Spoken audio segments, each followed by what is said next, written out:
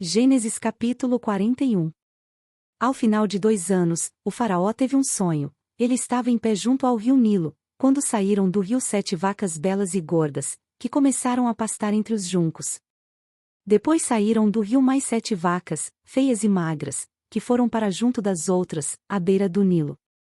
Então as vacas feias e magras comeram as 7 vacas belas e gordas. Nisso o faraó acordou. Tornou a adormecer e teve outro sonho. 7 espigas de trigo, graúdas e boas, cresciam no mesmo pé. Depois brotaram outras 7 espigas, mirradas e ressequidas pelo vento leste. As espigas mirradas engoliram as 7 espigas graúdas e cheias. Então o faraó acordou, era um sonho. Pela manhã, perturbado, mandou chamar todos os magos e sábios do Egito e lhes contou os sonhos, mas ninguém foi capaz de interpretá-los. Então o chefe dos copeiros disse ao faraó: hoje me lembro de minhas faltas. Certa vez o faraó ficou irado com os seus 2 servos e mandou prender-me junto com o chefe dos padeiros, na casa do capitão da guarda. Certa noite cada um de nós teve um sonho, e cada sonho tinha uma interpretação. Pois bem, havia lá conosco um jovem hebreu, servo do capitão da guarda. Contamos a ele os nossos sonhos, e ele os interpretou, dando a cada um de nós a interpretação do seu próprio sonho. E tudo aconteceu conforme ele nos dissera. Eu fui restaurado à minha posição e o outro foi enforcado. O faraó mandou chamar José, que foi trazido depressa do calabouço. Depois de se barbear e trocar de roupa, apresentou-se ao faraó. O faraó disse a José: tive um sonho que ninguém consegue interpretar. Mas ouvi falar que você, ao ouvir um sonho, é capaz de interpretá-lo. Respondeu-lhe José: isso não depende de mim, mas Deus dará ao faraó uma resposta favorável. Então o faraó contou o sonho a José: sonhei que estava de pé, à beira do Nilo, quando saíram do rio 7 vacas, belas e gordas, que começaram a pastar entre os juncos. Depois saíram outras 7, raquíticas, muito feias e magras. Nunca vi vacas tão feias em toda a terra do Egito.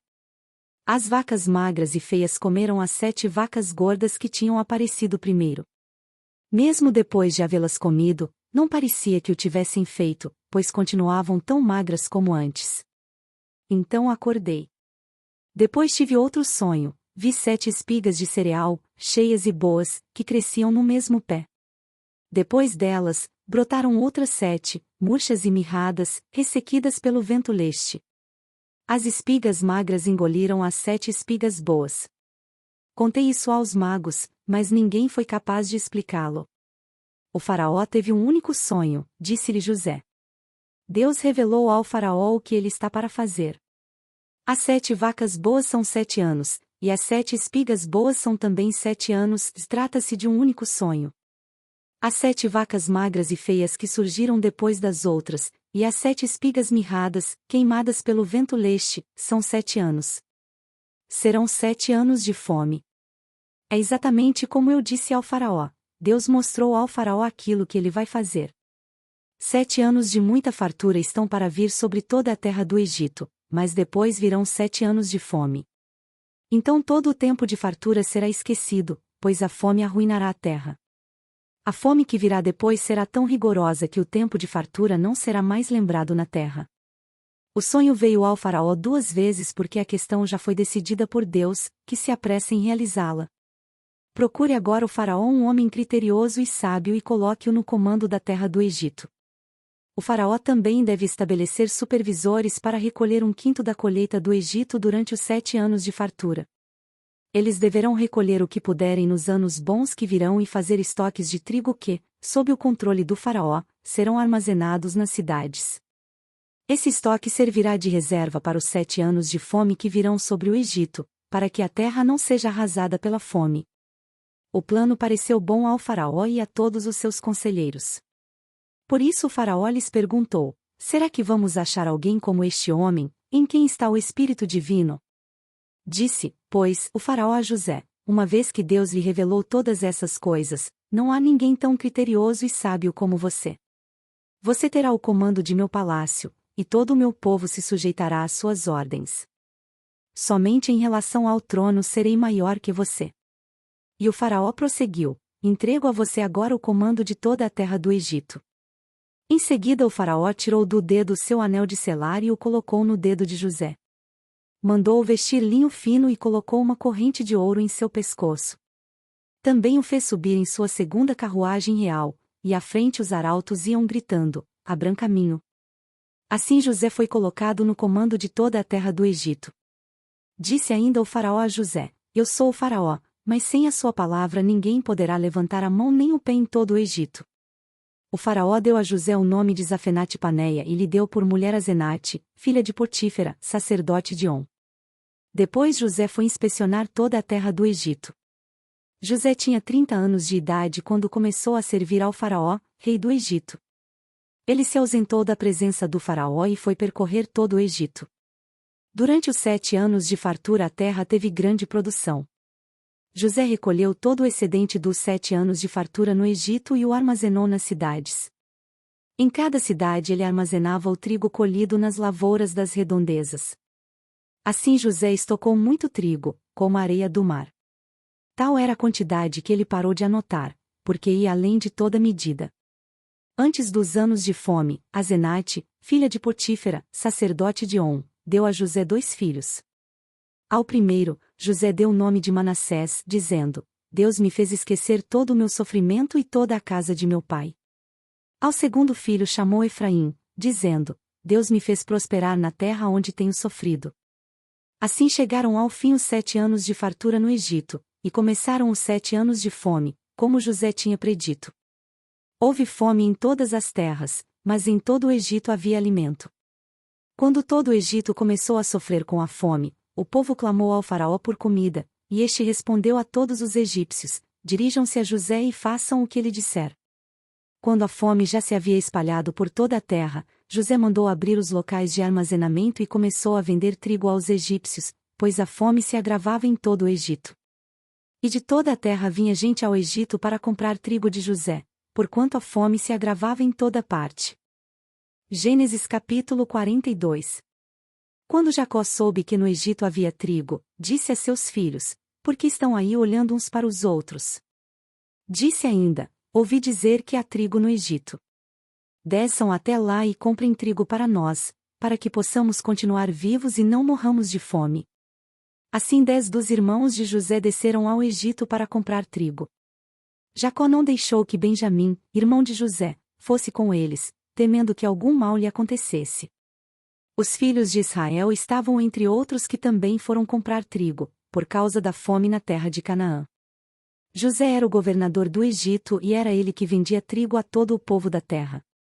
Por isso, quando os irmãos de José chegaram, curvaram-se diante dele, rosto em terra. José reconheceu os seus irmãos logo que os viu, mas agiu como se não os conhecesse, e lhes falou asperamente: de onde vocês vêm? Responderam eles: da terra de Canaã, para comprar comida. José reconheceu os seus irmãos, mas eles não o reconheceram. Lembrou-se então dos sonhos que tivera a respeito deles e lhes disse: vocês são espiões. Vieram para ver onde a nossa terra está desprotegida. Eles responderam: não, meu senhor. Teus servos vieram comprar comida.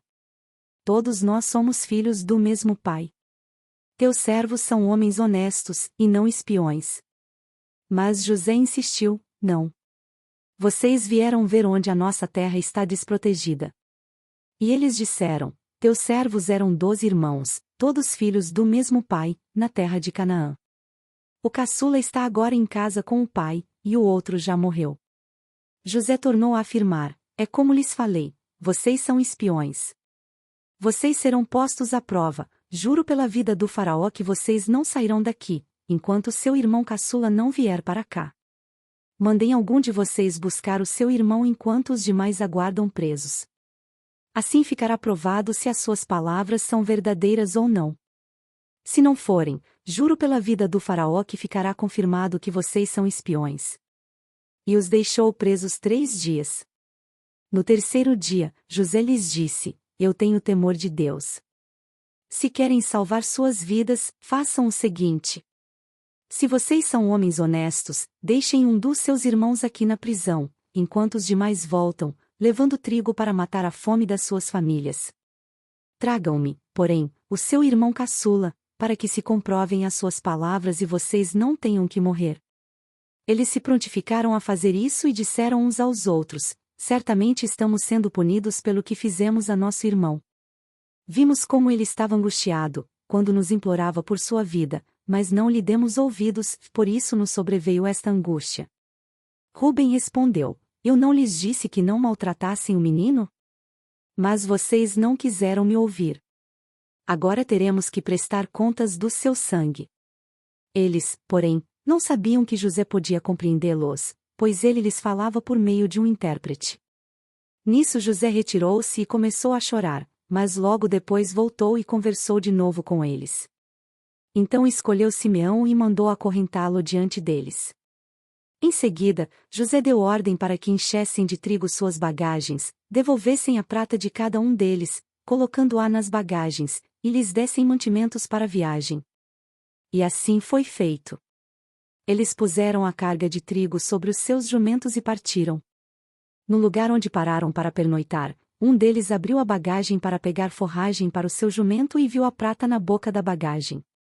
E disse a seus irmãos: devolveram a minha prata. Está aqui em minha bagagem. Seus corações se encheram de pavor e, tremendo, disseram uns aos outros: que é isto que Deus fez conosco? Ao chegarem à casa de seu pai Jacó, na terra de Canaã, relataram-lhe tudo o que lhes acontecerá, dizendo: o homem que governa aquele país falou asperamente conosco e nos tratou como espiões da terra. Mas nós lhe asseguramos que somos homens honestos e não espiões. Dissemos também que éramos 12 irmãos, filhos do mesmo pai, e que um já havia morrido e que o caçula estava com o nosso pai, em Canaã. Então o homem que governa aquele país nos disse: vejamos se vocês são honestos, um dos seus irmãos ficará aqui comigo, e os outros poderão voltar e levar mantimentos para matar a fome das suas famílias. Tragam-me, porém, o seu irmão caçula, para que eu comprove que vocês não são espiões, mas sim, homens honestos. Então lhes devolverei o irmão e os autorizarei a fazer negócios nesta terra. Ao esvaziarem as bagagens, dentro da bagagem de cada um estava a sua bolsa cheia de prata. Quando eles e seu pai viram as bolsas cheias de prata, ficaram com medo. E disse-lhe seu pai Jacó: vocês estão tirando meus filhos de mim. Já fiquei sem José, agora sem Simeão e ainda querem levar Benjamim. Tudo está contra mim. Então Rúben disse ao pai: podes matar meus 2 filhos se eu não o trouxer de volta.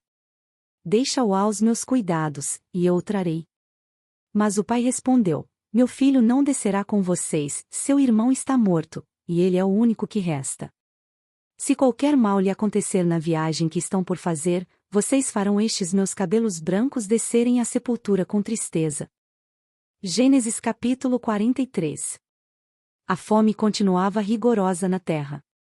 Assim, quando acabou todo o trigo que os filhos de Jacó tinham trazido do Egito, seu pai lhes disse: voltem e comprem um pouco mais de comida para nós.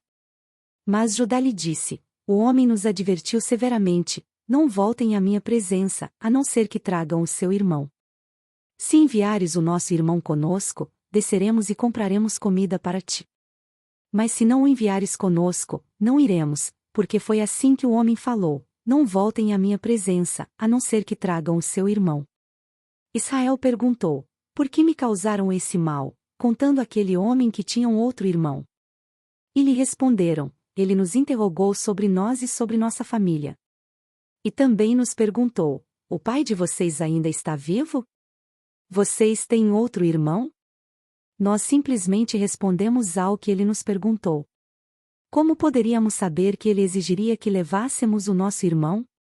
Então disse Judá a Israel: seu pai, deixa o jovem ir comigo e partiremos imediatamente, a fim de que tu, nós e nossas crianças sobrevivamos e não venhamos a morrer. Eu me comprometo pessoalmente pela segurança dele, podes me considerar responsável por ele. Se eu não o trouxer de volta e não o colocar bem aqui na tua presença, serei culpado diante de ti pelo resto da minha vida. Como se vê, se não tivéssemos demorado tanto, já teríamos ido e voltado 2 vezes. Então Israel, seu pai, lhes disse: se tem que ser assim, que seja. Coloquem alguns dos melhores produtos da nossa terra na bagagem e levem-nos como presente ao tal homem, um pouco de bálsamo, um pouco de mel, algumas especiarias e mirra, algumas nozes de pistache e amêndoas. Levem prata em dobro, e devolvam a prata que foi colocada de volta na boca da bagagem de vocês. Talvez isso tenha acontecido por engano. Peguem também o seu irmão e voltem àquele homem. Que o Deus Todo-Poderoso lhes conceda misericórdia diante daquele homem, para que ele permita que o seu outro irmão e Benjamim voltem com vocês. Quanto a mim, se ficar sem filhos ficarei. Então os homens desceram ao Egito, levando o presente, prata em dobro e Benjamim, e foram à presença de José. Quando José viu Benjamim junto com eles, disse ao administrador de sua casa: leve estes homens à minha casa, mate um animal e prepare-o, e eles almoçarão comigo ao meio-dia. Ele fez o que lhe fora ordenado e levou-os à casa de José. Eles ficaram com medo quando foram levados à casa de José, e pensaram: trouxeram-nos aqui por causa da prata que foi devolvida às nossas bagagens na primeira vez. Ele quer atacar-nos, subjugar-nos, tornar-nos escravos e tomar de nós os nossos jumentos. Por isso, dirigiram-se ao administrador da casa de José e lhe disseram à entrada da casa: ouça, senhor. A primeira vez que viemos aqui foi realmente para comprar comida. Mas no lugar em que paramos para pernoitar, abrimos nossas bagagens e cada um de nós encontrou sua prata, na quantia exata. Por isso a trouxemos de volta conosco, além de mais prata, para comprar comida. Não sabemos quem pôs a prata em nossa bagagem. Fiquem tranquilos, disse o administrador. Não tenham medo. O seu Deus, o Deus de seu pai, foi quem lhes deu um tesouro em suas bagagens, porque a prata de vocês eu recebi. Então soltou Simeão e o levou à presença deles. Em seguida os levou à casa de José, deu-lhes água para lavarem os pés e forragem para os seus jumentos. Eles então prepararam o presente para a chegada de José ao meio-dia, porque ficaram sabendo que iriam almoçar ali. Quando José chegou, eles o presentearam com o que tinham trazido e curvaram-se diante dele até o chão. Ele então lhes perguntou como passavam e disse em seguida: como vai o pai de vocês, o homem idoso de quem me falaram? Ainda está vivo? Eles responderam: teu servo, nosso pai, ainda vive e passa bem. E se curvaram para prestar-lhe honra. Olhando ao redor e vendo seu irmão Benjamim, filho de sua mãe, José perguntou: é este o irmão caçula de quem me falaram? E acrescentou: Deus lhe conceda graça, meu filho. Profundamente emocionado por causa de seu irmão, José apressou-se em sair à procura de um lugar para chorar, e entrando em seu quarto, chorou. Depois de lavar o rosto, saiu e, controlando-se, disse: sirvam a comida. Serviram a ele em separado dos seus irmãos e também dos egípcios que comiam com ele, porque os egípcios não podiam comer com os hebreus, pois isso era sacrilégio para eles.